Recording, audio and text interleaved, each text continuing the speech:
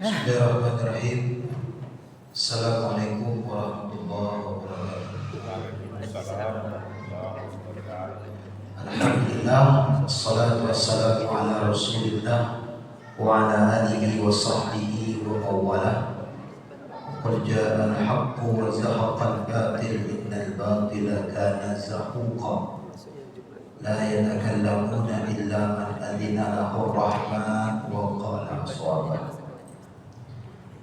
Bapak Ibu yang dirahmati Allah, alhamdulillah kita telah salat maghrib, menunggu adzan isya. Kita isi dengan kajian.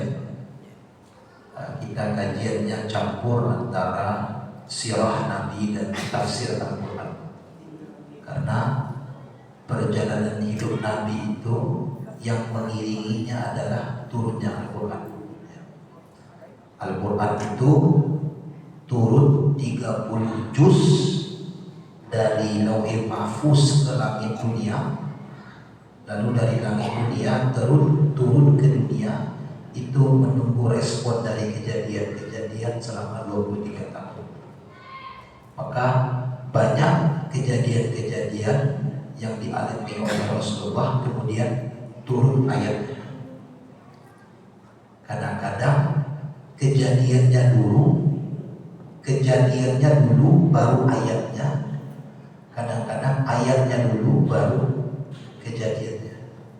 Kadang-kadang sama, antara ayat dan kejadian itu turun sama. Nah, yang paling banyak itu sebenarnya ketiga-tiganya sama-sama banyak. Ada ayat yang kejadiannya baru ayatnya. Ada yang tadi ayatnya dulu baru kejadiannya. Kejadiannya dulu baru ayatnya, misalnya ayat wudu. Ayat tentang wudu itu wa idza qumtum ila sholati faghsilu wujuhakum wa aydiyakum ila al-marafiqi. Ayat tentang wudu turun di Madinah. Orang sudah wudu di Mekah. Sebelum ayat itu turun, orang sudah wudu. Jadi orang sudah melakukan kejadiannya, ayatnya baru turun.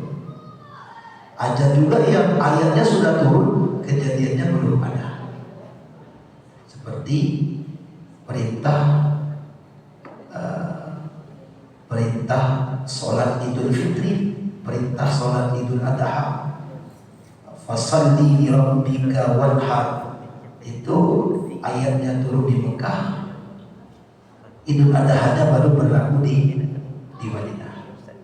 Jadi perjalanan hidup Nabi itu banyak diiringi oleh ayat-ayat Al-Quran. Nah, Bapak Ibu yang dirahmati Allah,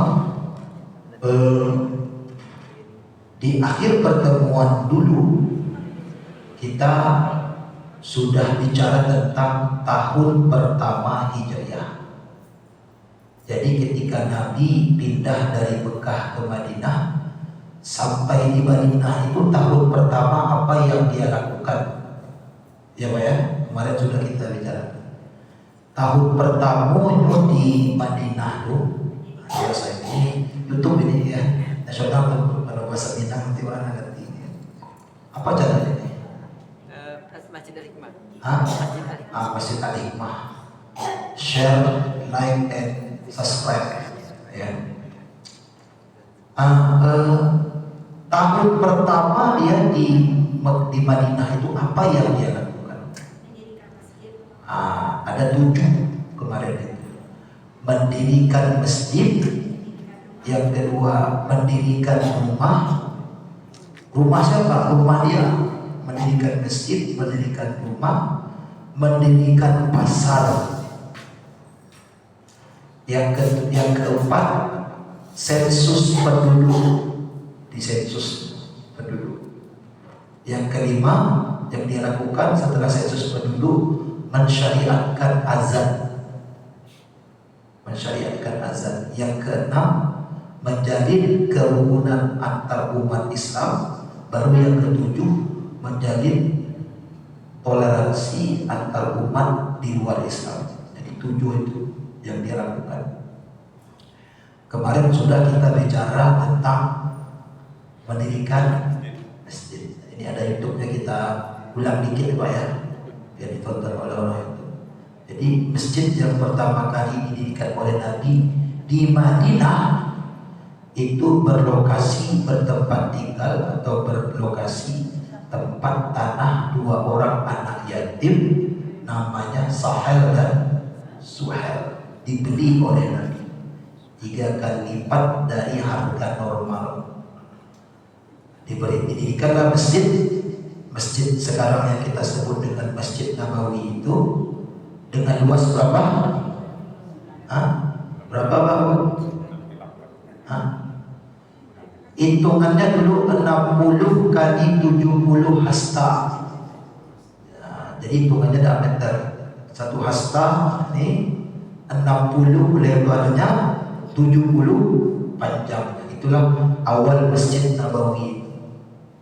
Kalau dimeterkan 31,5 kali 27, panjangnya 31,5, lebarnya kan 27 meter. Tuh ya. Tingginya 2,5 meter. Ini tingginya berapa? 4 tinggi. Masjid Nabawi itu awalnya tingginya 2,5 meter, lebarnya 27 meter, panjangnya 31,5 meter. Ya. Pondasinya batu keras, karena di Madinah itu banyak batu hitam keras, itu jadi pondasi. Dindingnya bata tanah. Atapnya daun kurma. Lantainya lantai tanah. Tidak ada keramik, apalagi karpet, lantai tanah. Pintunya 3. Pintu sebelah barat disebut dengan Babun Nabi. Pintu Nabi, Babun Nabi. Kenapa? Karena Rasulullah sering masuk masjid dari pintu itu, maka disebut dengan Babun Nabi. Sekarang disebut dengan Babul Jibril. Orang juga menyebut dengan Babul Jibril, pintu Jibril. Kenapa? Karena ketika Jibril datang dalam bentuk manusia mengajarkan kepada Nabi apa itu iman, apa itu Islam, apa itu ihsan, Jibril datang dalam bentuk manusia, masuk dan keluar dari pintu itu. Nabi duduk begini. Duduknya pengajar duduk begini. Duduk begini. Ya, begini aja. Jadi bukan basilong, ya. Duduk. Diajarkan oleh Jibril, ya Muhammad, apa itu Islam? Tidak tahu. Diajarkan oleh Jibril, Islam adalah antashhadu an la ilaha illallah wa anna Muhammadar Rasulullah wa aqimus shalah wa atuz zakah wa siyam Ramadan wa hajjul baiti man istata'a ilaihi sabila. Islam 5 rukun Islam. Iman diajarkan. Ihsan, apa itu ihsan? Ta'budullah ka'annaka tarahu fa in lam yakun yarahu fa innahu yaraka. Engkau beribadah kepada Allah seakan-akan Dia melihatmu. Kalau seakan-akan engkau melihat Dia, kalau engkau tidak bisa melihat Dia, dan itu pasti, maka seakan-akan Dia melihat engkau. Itu 3. Lalu Jibril keluar lagi dari pintu, masuk dari pintu itu, keluar dari pintu itu. Maka kata Nabi pada sahabat, tahu tak kau siapa yang ngajar tadi? Siapa? Itu Jibril.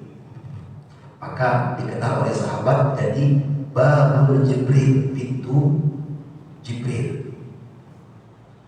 Lalu di sebelah selatan, yang sekarang kalau kita ke Madinah, ke Masjid Nabi yang sekarang menjadi kiblat, itu ada pintu dulu namanya Babul Umar, pintu Umar, di mana Umar itu Khattab sering masuk di situ, maka disebut Babul Umar. Yang kemudian setelah pindah kiblat dari Baitul Maqdis ke Mekah, pintu itu ditutup oleh Nabi, karena pintu itu arah kiblat maka ditutup. Yang ketiga pintu namanya Babul Atiqah. Pintu Atiqah ini namanya artinya pintu unik. Pintu unik. Nah, itu pintu umum lah, pintu utama. Babul Atiqah. Nah, 3 pintunya. Lantai-lantai tanah. Ketiga pintu itu tidak ada pintunya.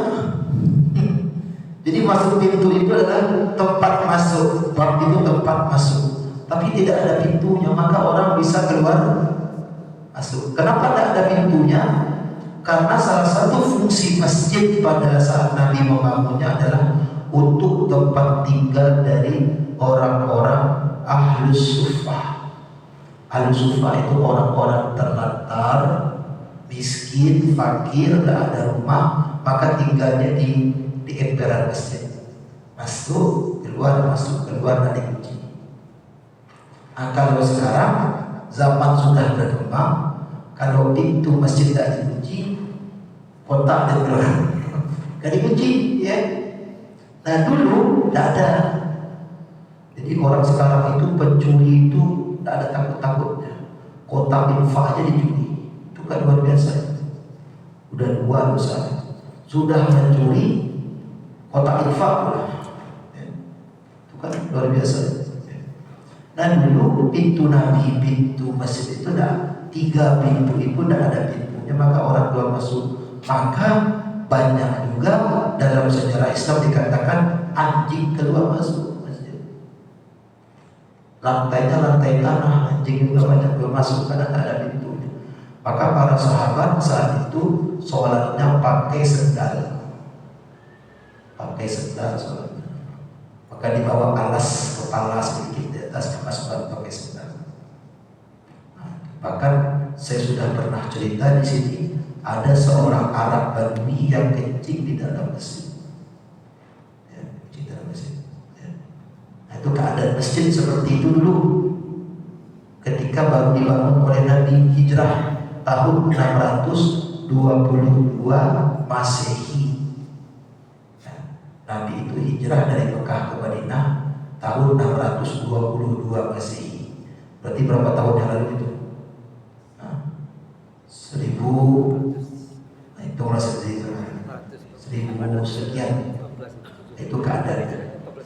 Baru kemudian diperbaiki masjid itu tahun ke-7 Hijriah. Tahun ke-7 diperbaiki, ditinggikan dari 2,5 jadi 3 meter tingginya, dilebarkan dari 27 kali 31,5 meter jadi 45 kali 45 meter. Nah, sekarang dan dulu mimbarnya apa? Mimbarnya tanah yang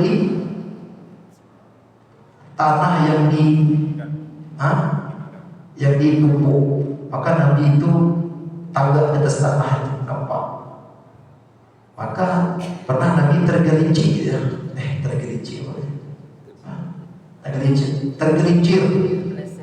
tergelincir dia, terjatuh dia. Maka dibuatkanlah mimbar dari pohon kurma. Tahun ke-7 Hijriah, mimbar pohon kurma itu diganti dengan mimbar yang bagus. Nah, ketika Nabi ganti berdiri dari pohon kurma ke mimbar yang bagus, ada suara tangis. Sahabat dengar, suara siapa nangis itu? Nah, suaranya halus-halus, kata Nabi. Pohon kurmanya nangis. Kenapa? Karena tidak dipakai lagi. Jadi Bapak Ibu, dalam Islam itu tidak ada istilah benda mati. Dalam dunia materi kita membedakan antara benda hidup dan benda mati. Dalam dunia Islam itu tidak ada benda mati, semua hidup. Maka akhlak itu salah satunya akhlak kepada benda. Tidak ada. Air ini hidup. Makanya air itu kata orang Jepang, kalau kita ucapkan ucapan yang bagus-bagus, kristalnya jadi bagus. Kalau kita ucapkan kalimat yang kristalnya jadi jelek. Mana? Semuanya benda hidup. bahkan mimbar pun hidup. Makanya akhlak kepada benda mati yang disebut dalam Al-Quran mimma malakat aimanukum. Semua yang ditaklukkan oleh tangan kanan kita perlu kita berakhlak. Akhlak kepada HP, akhlak kepada HP. Habis berusaha balik tethering dong, ada akhlak ya. Akhlak kepada baju ya, anak baru cuci. Akhlak kepada motor, lagi gua ganti oli. Akhlak kepada mobil, lagi gua waktu servis. Jadi semua itu ada akhlak. Karena semua itu dalam Quran tidak ada yang mati. Semuanya itu hidup. Semuanya bertasbih kepada Allah. Tidak ada yang mati. Ya. Nah, itu. Jadi itu keadaan masjid. Sekarang sudah mewah Masjid Nabawi. Ya. Sudah bisa lantai dasarnya luasnya 98.000 meter luasnya sekarang. Sudah bisa menampung 170.000 jamaah. Kalau Bapak Ibu pergi ke Masjid Nabawi, semoga kita bisa sholat di sana semua, amin. Yang belum bisa kita sholat, amin. Allahumma. Lantai 2-nya itu luasnya 67 meter, bisa menampung sekitar 100.000 jamaah. Kalau musim haji dibuka lantai atas, lantai bawah, dan perkarangan masjid. Perkarangan masjid bisa juga pakai sholat. Totalnya semuanya antara masjid dan perkarangan masjid totalnya 305.000 meter persegi. Bisa menampung tidak kurang dari 1 juta jamaah. 1 juta jamaah di situ. Karena luasnya 305.000 meter. 305.000 meter itu sekitar 30 hektar ya. 30 kali lapangan Haji Agus Salim. Itu luas Masjid Nabawi. Yang mana 305.000 meter itulah luas kota Madinah waktu Nabi datang di Madinah. Jadi luas kota Madinah itu 305.000 meter, persis seperti luas Masjid Nabawi sekarang. Sekarang sudah lebar, ada bergeser. Samu Jawa di Padang, kota Padang ini luasnya dulu Tabiang itulah Padang Pariaman ada satunya. Lu gua belajar pernah Padang Pariaman apa? Gini sebayang tuh dulu gitu. Ada perluasan. Nah, Bapak Ibu dirahmati Allah, itulah sejarah Nabi membangun masjid. Gunanya waktu itu 5, untuk sholat, untuk kajian, untuk musyawarah, untuk strategi perang, dan yang kelima untuk tahanan perang. Itu masjid. Nah, Nabi dan Allah dan Rasulnya memberikan diskon. Orang yang sholat di Masjid Nabawi dapat 100.000 pahala 1 kali sholat. Jadi 1 kali sholat di Masjid Nabawi dapat 100.000. 1 kali sholat di Masjid Al-Hikmah dapat 27. Berarti berapa kali kita dapat? Luar biasa ya. Makanya kita kumpulkan uang, harus pergi ke Mekah, Madinah. Ya. Di situ banyak diskonnya. Nah, ada masjid yang ditinggikan oleh Allah, ada masjid yang dilaknat oleh Allah. Ada masjid dilaknat oleh Allah. Ada, namanya Masjid Dirar namanya. Ada dekat Masjid Nabawi itu. Keluar Madinah dikit dekat Kuba ada dulu namanya Masjid Dirar. Orang munafik mandi Nabi managaan musaji, cotakan musaji. Bedanya Masjid Nabi itu untuk menyebarkan kedamaian, Masjid Dirar ini menyebarkan kebencian. Setiap orang yang sembahyang situ baca kata yang begitu penceramahnya provokatif semua ya. Ada yang begitu. Jamaah angin tadi deh, kasih belum tentu benar atau tidak, tik provokator terus. Nah, masjid-masjid yang menimbulkan kebencian ini, kemudian masjid itu namanya masjid dirar. Lalu kata orang-orang munafik ini yang membangun masjid ini dekat Madinah, dikatakan Rasulullah sekali-sekali sholatlah kepada kami adalah managaan saja. Kata Nabi, ya besok saya sholat situ. Nah, sebelum Nabi sholat di situ, turunlah surat At-Taubah ayat 108. Bunyinya ini, saya hafal cuma takut salah. Surat At-Taubah, la taqum fihi abada. Wah, kata Allah, jangan sekali-kali kamu sholat di situ. La, huruf nafi. Yang huruf nafi itu ada beda juga. Limo, ma, la, lan, lam, lamma. Itu huruf nafi. Huruf nafi itu huruf untuk meniadakan, tidak atau jangan. Dalam Quran ada limo, ma, la, lan, lam, lamma. Limo itu fungsinya beda-beda. Kalau ma terkait dengan masa lalu, kalau la terkait masa depan, masa lalu, masa sekarang. Nah, jadi la, jangan pernah kamu sholat di sana. Besok jangan, sekarang jangan, kemarin jangan. La. Kalau lan itu terkait masa depan, masa lalu, boleh lan. Kalau lam terkait masa lalu, masa depan, boleh jadi boleh, boleh jadi tidak boleh. Kata Allah minum Ustaz, lam berarti belum minum tapi nanti mungkin akan saya minum. Kalau lama, kalau ibu bapak di dalam Quran ada kata lama terkait masa depan, masa lalu boleh, masa depan pasti. Itu perbedaan huruf. Jadi la taku, jangan sekali kami sholat di situ, kata Allah. Tidak boleh sholat di situ.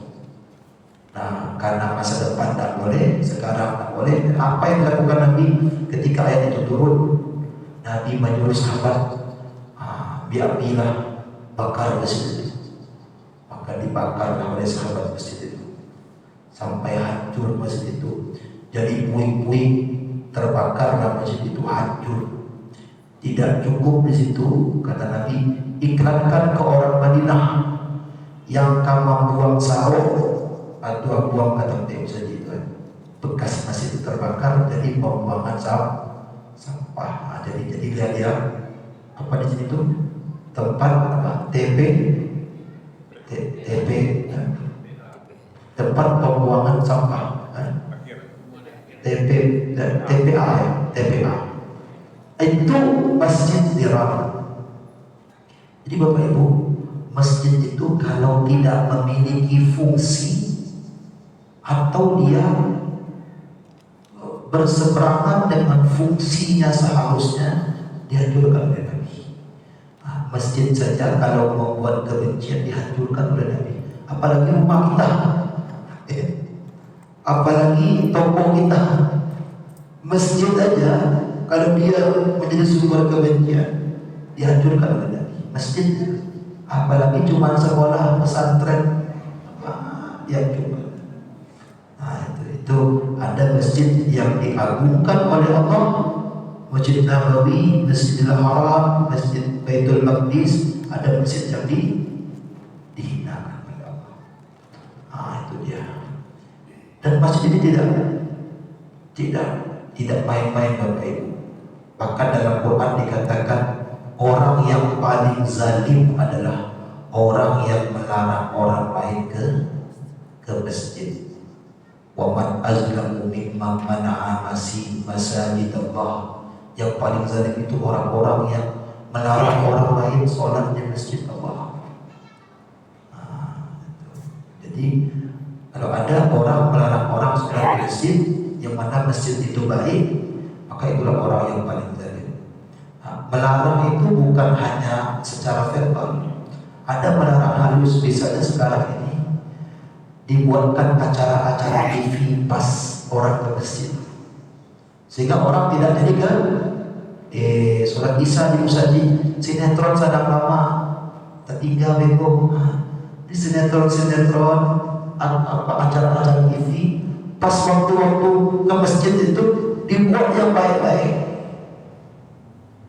Alhamdulillah bola tidak begitu sekarang. Malam ini timnas Indonesia melawan Filipina U23 Piala AFF jam 8. Jadi selesai sholat isya bisa nonton ya. Akan bahaya kalau timnas Indonesia melawan Filipina jam 6:30. Bisa-bisa tidak ada orang negara kecil. Pak, sekali Pak nonton bola. Itu. Jadi cara orang Islam itu tidak bisa dilarang ke masjid. Dibuatkan program-program sehingga anak-anak kita film-film kartun pas rancaknya maghrib asal ya. Dulu masih ingat saya waktu kecil, asal itu banyak anak-anak bolos. Kenapa? Film Satria Wajah Hitam. Film Satria Wajah Hitam, banyak yang bolos ke masjid untuk film ya. Itu cara orang melarang orang ke masjid. Nah, Bapak Ibu, itu yang dilakukan Nabi pertama. Yang kedua, membangun rumah. Membangun rumahnya selama 7 bulan. Jadi Nabi itu membangun rumahnya bersatu dengan dinding masjid selama pembangunannya 7 bulan. Ada 1 kamar tidur, satu kamar tamu, 1 ruang tamu, 2 kamar mandi, dan 2 kamar. Kenapa 2 kamar mandi? Karena istrinya 2. Jadi bukan 9. 9 itu kalau Nabi nanti sudah beristri 9, tambah kamarnya. Waktu pertama kali itu cuma 2 kamar. 1 kamar untuk Saudah binti Zam'ah, istri yang tua. 1 kamar untuk Aisyah binti Abu Bakar, istri yang muda. 2 kamar, 1 untuk Aisyah, 1 untuk Saudah, 2 kamar. Hasan Bisri meriwayatkan katanya, aku ikut membangun rumah Nabi itu, atapnya bisa dijangkau oleh taman. Jadi bayangkan tuh, kita berdiri, terjangkau sama kita atapnya. Berarti berapa tinggi itu Pak? Ya, 2 meter lah ya. Atapnya bisa terjangkau oleh tangan. Ada saya lupa. Ini dalam buku-buku sejarah banyak. Ini menarik. Saya punya 4 kitab sejarah di sirah Nabi di rumah. Membangun masjid tadi itu tidak nyewa tukang, itu swadaya masyarakat. Guru Nabi dengan uang pribadinya menyewa sekelompok tukang syair. Nabi menyewa sekelompok tukang syair untuk berdendang. Kalau tukang kan ide musik, langang-langang karena ide musik. Nabi tidak. Nabi sewa. Dulu kan tidak ada tim, tidak ada ini. Nabi sewa sekelompok tukang syair untuk berdendang, dendang semangat. Jadi sahabat Nabi itu membangun masjid sambil tukang-tukang syair berdendang. Agar apa sah? Kalau raja kan kalau ada lagu kan semangat. Itu salah satu dalil juga bahwasanya musik itu tidak haram. Karena ternyata dalam sirah-sirah Nabi membangun masjid itu pun orang-orang sambil berdendang semangat. Jadi tadi balik lagi membangun rumah 7 bulan namanya. Selama 7 bulan itu Nabi tinggal numpang. Di mana numpangnya? Di rumah seorang Ansar namanya Ayyub al-Ansari namanya. Betapa besarnya pahala Ayyub al-Ansari. Kalau Bapak Ibu hadir saat itu, mau tidak numpangkan Nabi 7 bulan di rumah? Mau tidak? Mau ya? Berebut-berebut orang itu. Nabi tapi Abu Hasan 3, Nabi tapi Abu Hasan 3, Nabi tapi Abu Hasan. Nabi pilih seorang yang beruntung namanya Abu Ayyub al-Ansari. Itu dikenal dengan Ayyub al-Ansari. Ansari namanya Ayyub. Ansari itu gelarnya karena dia Ansar. Ansar itu penolong. Ansar 7 bulan tinggal. Mau Nabi Abdul Qasim tak ya? Itu kemudian baru yang ketiga Rasulullah SAW membangun pasar. Dibangunnya sebelah barat. Pasar sudah ada, tapi Nabi ingin membangun pasar yang Islami. Bagaimana pasar yang Islami itu? Moga-moganya ada Bismillah, tidak begitu. Kita banyak sekarang begitu Pak. Kita ini terbuai dengan simbol yang Islami. Bismillah, pasarnya ada Alhamdulillah, ada tulisan kaligrafi Islami. Tapi kalau di situ jual belinya tidak jujur, tidak Islam. Jadi Nabi membuat pasar yang Islami dengan kategorinya 3, namanya THT namanya. Kalau di awal terkenal THT. THT itu telinga, hidung, tenggorokan. Itu THT kita. Kalau THT pasar Nabi, itulah yang kemudian dikembangkan oleh ilmu ekonomi Islam. Pasar itu harus berprinsip THT. Apa 3 itu? Tauhid, hanya halal. T yang ketiganya ta'awun. Jadi jual beli bagi bapak ibu yang bisnis, jual beli murah pasar itu kalau pasarnya itu THT, tauhid. Yang kedua halal, yang ketiga ta'awun. Yang pertama pasar nanti itu Nabi dan pasar yang dia dirikan tauhid. Tauhid itu pasar itu jual beli itu atas dasar kepercayaan kita kepada Allah. Semua yang kita jual belikan itu, kalau yang kita jual belikan itu jujur, pasti ada di baliknya. Jadi orang yang jual beli itu dia mengharap laba dan pahala. Itu pasar Islam gitu. Indah labo saja tapi pahala. Jadi jual awak balabo pintih dape pahalo dan itu ya. Yang awak ini kok pak pintih dape itu labo pahalo dati penting ke labo gitu. Aku punya pahalo tapi tidak balabo. Tapi orientasi pasar Nabi itu adalah pahala dapat laba dapat pahala dapat. Bagaimana cara berjual beli yang laba dapat pahala dapat? Jual beli dengan jujur, busur dikejar busur, ya. Barang laku kejar barang laku, barang baru kejar barang baru, ya. Itu jujur, ya. Jujur. Nah, sekarang di pasar kejujuran itu yang apa? Yang tidak ada. Bukan tidak ada. Agak langka ditemukan di pasar itu, ya. Saya suatu hari ini pernah di YouTube ya, di pasar raya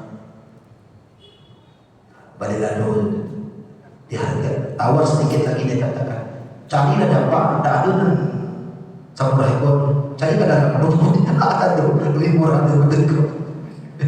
Ya, sekarang sakit hati saya, ya sakit hati juga. Kita pergi ke tempat orang di depan, oh ibu. Wah di dalam banyak orang, Ya, kan? Nah, jadi apa? Itu tidak jujur ya, tidak jujur, terlalu angkanya terlalu ini. Dan jadi prinsipnya tauhid, semua yang kita lakukan di pasar itu kalau dia baik dapat pahala. Kalau keburukan kita lakukan di pasar dapat dosa. Laba dapat, dosa dapat. Nah itu tidak tauhid. Yang tauhid itu jual beli, labo dapat, pahala dapat, itu dia tauhid. Yang kedua, Bapak Ibu dirahmati Allah, pasar Nabi itu yang benar-benar halal. Tak labu sudah. Halal. Maka Nabi melarang menjual yang haram-haram. Jual beli halal ke haram? Halal ke haram? Halal. Kalau jual narkoba? Haram. Jadi zatnya harus halal. Maka Nabi berbeda dengan pasar yang ada selama ini di Madinah. Nabi untuk di pasar itu Nabi jual yang halal-halal, semua boleh. Jual khamar tidak boleh, jual yang haram tidak boleh, semua itu. Ya. Maka Nabi katakan, hadza suqukum, ini pasar kalian. La yaqusunna wa la yadribunna 'alaiha haraj. Tidak boleh ada yang curang di sini. Tidak boleh ada yang memungut pajak di sini. Itu bicara. Jadi pasar Nabi itu Bapak Ibu yang Islam itu syariat itu tidak boleh ada pajak. Pajak maksudnya apa? Pajak maksudnya itu pajak di pasar itu kan banyak. Ya. Pajak sudah bayar, sewa sudah kita sewa, nanti ada lagi tukang uang apa? Uang apa? Iya, uang itulah, uang PO, uang PA, ya, macam-macam itu kan. Ada itu kata Nabi, la yatribunna haraj. Nabi keliling terus, lapor terus, orang lapor terus. Maka sehingga orang Yahudi heran, maka keluarlah pendapat orang Yahudi itu yang diabadikan dalam Quran surat Al-Furqan ayat 7. Ma li hadzal rasul ya'kulu ta'am wa yamshi fil aswaq. Kok Nabi kayak gini? Dia makan ta'am dan keliling pasar. Kenapa? Karena Nabi Musa tidak pernah keliling pasar, Nabi Sulaiman tidak pernah keliling pasar. Nabi Sulaiman itu di Nabi-nabi orang Yahudi itu tidak pernah keliling pasar. Nabi Daud tidak pernah. Nabi kita keliling pasar. Dia lihat pasar. Itu kesadaran Nabi bahwasanya ekonomi itu sangat penting. Nabi keliling pasar. Ada yang ini, ada yang melanggar Nabi. Nah, menarik Bapak Ibu, saya menjelaskannya. Orang melanggar itu karena apa? Melanggar karena apa? Melanggar itu tiga. Ada orang imannya kuat, ilmunya kurang, melanggar dia. Ada orang ilmunya hebat, imannya kurang, melanggar dia. Ada yang ketiga lebih parah, ilmu kurang, iman kurang, melanggar juga. Nah, Nabi itu dalam penglihatan saya, sependek yang saya baca, masing-masing ini beda-beda treatmentnya, beda-beda cara Nabi. Biasanya kalau ada orang melanggar, Nabi lihat ilmunya hebat, imannya kurang. Biasanya Nabi dialog. Ada sahabat ilmunya hebat, imannya kurang. Dia tahu zina itu haram, tapi karena imannya tidak kuat lagi, dia mau zina. Dia izin pada Nabi.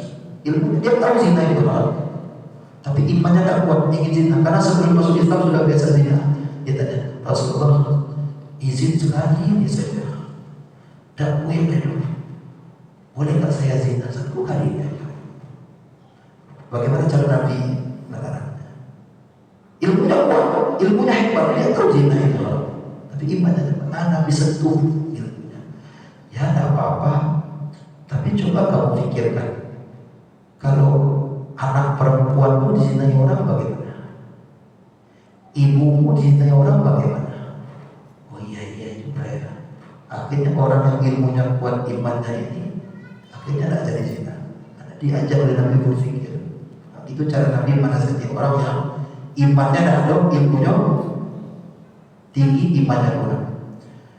Ada yang kedua Bapak Ibu, orang yang melanggar imannya kuat, ilmunya rendah.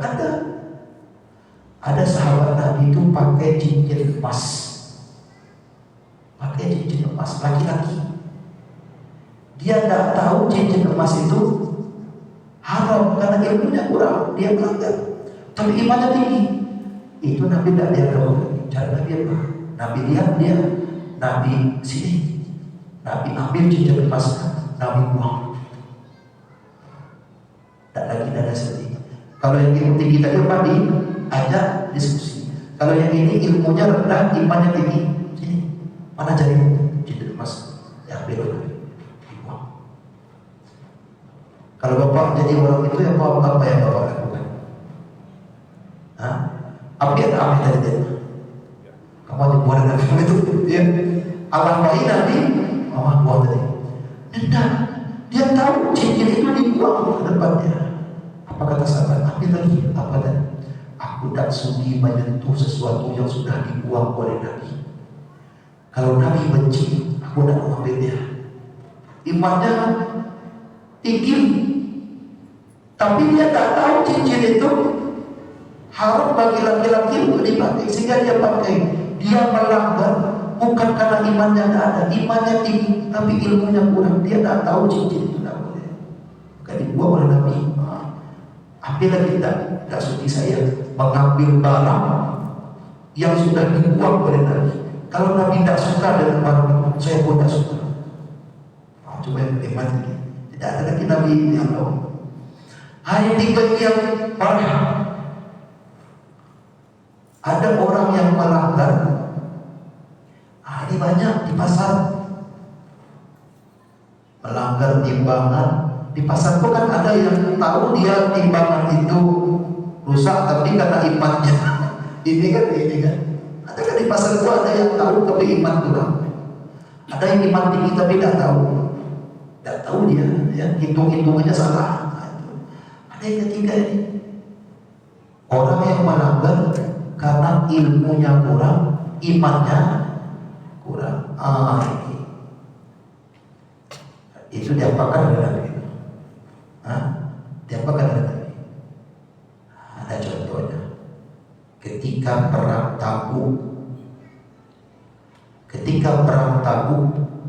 Tabuk itu 10.000 lawan umat Islam itu, maka Nabi butuh banyak orang-orang yang perang.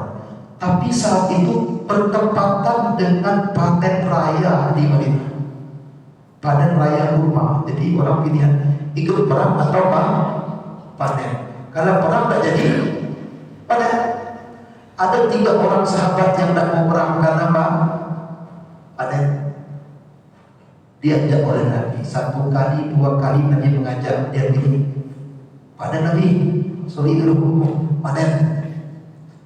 Setelah pulang dari perang, Nabi mendiamkan mereka, tidak disapa lagi oleh Nabi. Orang itu didiamkan oleh Nabi sampai 40 hari didiamkan oleh Nabi. 3 orang itu, ya, itu orang yang bahkan dinasihati ilmu kurang, dibuka iman kurang juga. Didiamkan saja lagi di Marrakesh seperti itu. Di pasar juga begitu. Ada orang yang melanggar karena tidak tahu. Ada orang yang melanggar tahu tapi imannya tidak ada. Ada orang melanggar karena tidak tahu, iman pun tidak ada. Maka 3 itu trendnya. Intinya ada yang melanggar. Halal. T yang ketiga adalah ta'awun. Ta'awun itu prinsip orang jual beli di pasar tadi itu adalah saling tolong. Pembelinya tertolong, penjualnya tertolong. Penjualnya dapat kamu, pembelinya tertolong dapat barang bagus. Sama-sama menolong. Prinsip jual beli itu tolong menolong. Kita yang membeli menolong penjual agar penjual punya untung. Penjual itu menolong pembeli agar pembelinya dapat barang yang berkualitas. Dia tahu. Kalau ada rezeki berlebihan, ada orang minta-minta, jadi itu prinsip-prinsip tahu. Oleh karena itu, menimbun barang dalam ilmu ekonomi Islam, menimbun barang agar barang itu bisa kita jual dengan harga mahal, di mana barang itu nanti sudah habis, itu haram. Seperti minyak goreng dulu, kita kan ada boleh minyak goreng dulu kan, langka minyak goreng dulu, maksudnya ditimbun kan boleh, ditimbun dulu dan habis dikeluarkan dikit-dikit biar mahal. Jadi dia tidak berjual beli dalam prinsip tolong menolong. Prinsipnya asal kamu tuang banyak. Itulah bedanya pasar Nabi yang dibuat oleh Nabi dengan pasar yang sudah ada di Madinah. Tauhid, halal. Yang ketiga apa? Ini saja, semoga bermanfaat.